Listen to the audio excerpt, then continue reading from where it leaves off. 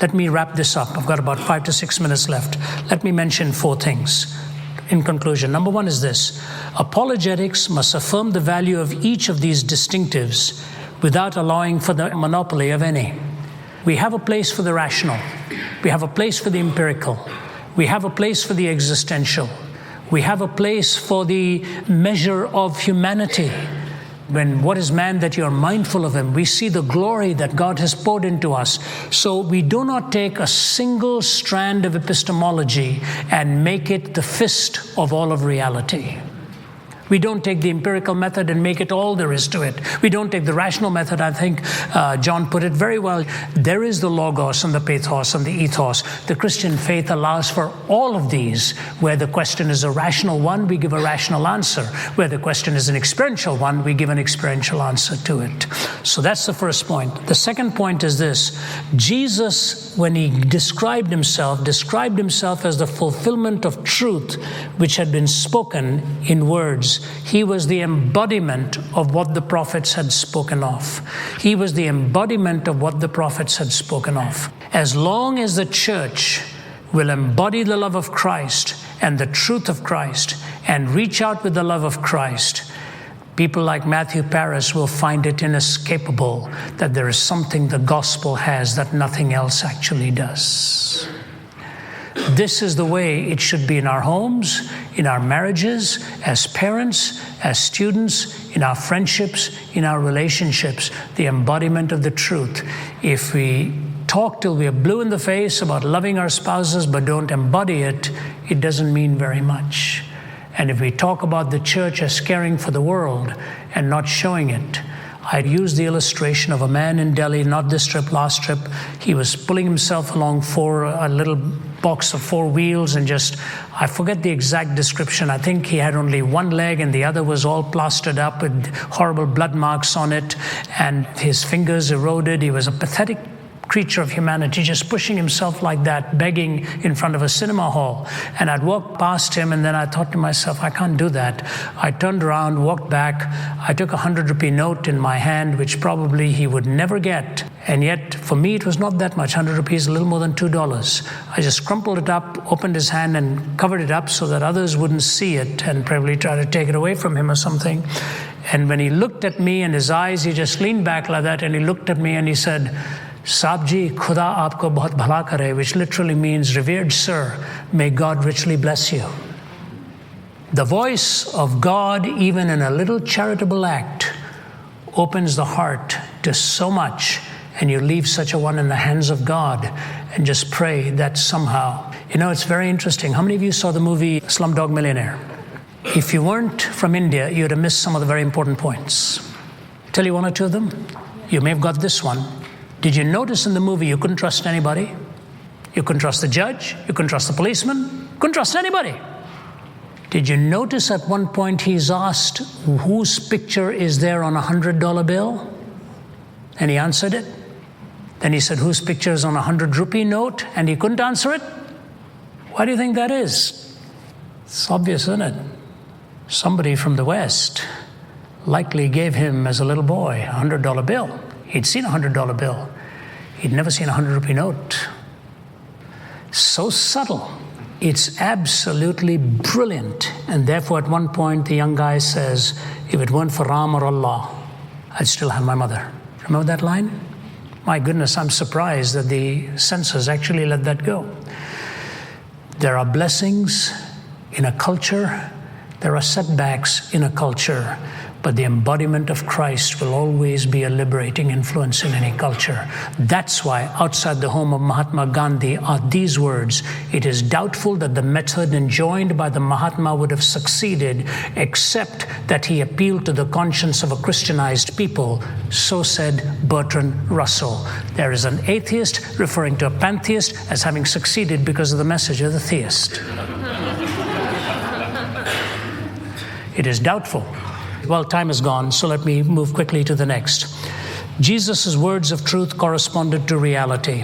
What I said to the man in my office and I said to the young girl, you've both struggled with evil and you don't know where to park it, so you've parked it in a previous life, or you've parked it out there and you've run away and said there's really no such thing. The description of evil is very accurate, and the point at which Jesus approaches you and me to see our own hearts. Fourth, Jesus' affirmation of the physical and the spiritual. I think this is where we as Christians sometimes have lost out, and I will close with this. You know, the Bible has given us the care of this body and the enjoyment of the body. And unfortunately, so often as Christians, anything that brings any pleasure, we've lived with such guilt that we've never known how to handle it. And if we can bring a proper balance between the body and the spirit, life will give you the happy balance that the Christian faith gives to you. Was it Augustine or some of Pascal? I don't know who it was who said, treat your body as if you will live forever and your soul as if you might die today. You know, having injured my back from years ago and now paying a very heavy price for it, I wish I'd taken better care of it and taken better care of my health.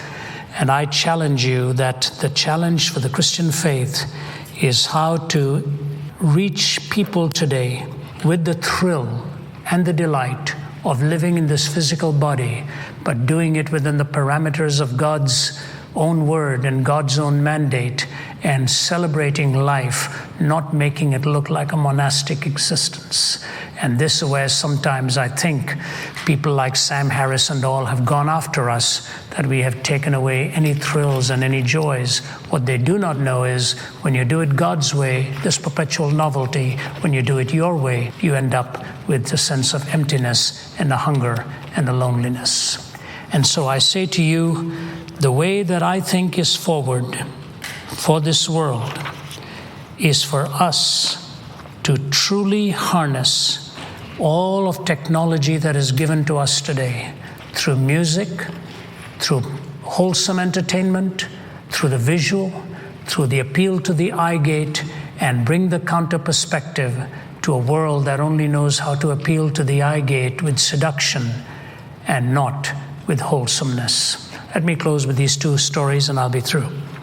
When I was in Bangkok, Thailand some months ago, I got a telephone call, and I was living in another hotel, and a very famous actor, I won't name him for you, I'd recognize the name, was in the hotel and been talking to one of the waiters or somebody out there, and they said, you know, we have a friend here who may be able to answer your question. This is the Oriental Bangkok. And I'm staying at the Marriott because I wanted to go cheap. So I went there, wasn't staying at the Oriental. They knew I was at the Oriental, called me to meet this actor. And so I spent a breakfast with him, very famous actor. His life is one colossal mess. The moment he started telling me things, I thought, my goodness. Handsome guy, Academy Award winner, all of that. So I said, can I pray for you before we go any further? I said, okay. So I took his big arm next to me, grabbed it, and I prayed for him. And I said, Lord, will you restore to him the years that the locusts have eaten? And I began my prayer. When I finished, tears were running down his face. He texted me when he left there, went on to Hong Kong and then to Paris, texts me quite often now. And you'll never know what that time meant with me that you gave. Still plowing my way through searching. While I was there, Michael Landon Jr. had phoned and had flown into Atlanta to spend a morning with me. Michael is in touch with me every week, was in touch with him 2 days ago. He told me the story of his upbringing in Hollywood and what happened in his life. And I'm not betraying anything because he's written about it. He said, you know, when you're 12 years old and you come back to your home and your uncle is waiting for you and said your dad's gone and your mother's lying in bed sobbing her heart out, you have to take care of her now. You're never going to see your father again.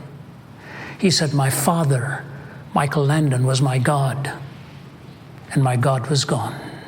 Struggled and struggled through life, and he's come through, and he commented on what this ministry has meant to him in Apologetics and Strength. He wants to do a big movie production now. We're in touch with that. We look at this side of the world as success stories. When you sit across a table, you find out it's empty. Grab hold of the Christ who offered himself for you and walk with him day by day in his presence, and I promise you there's nothing out there to match it, nothing.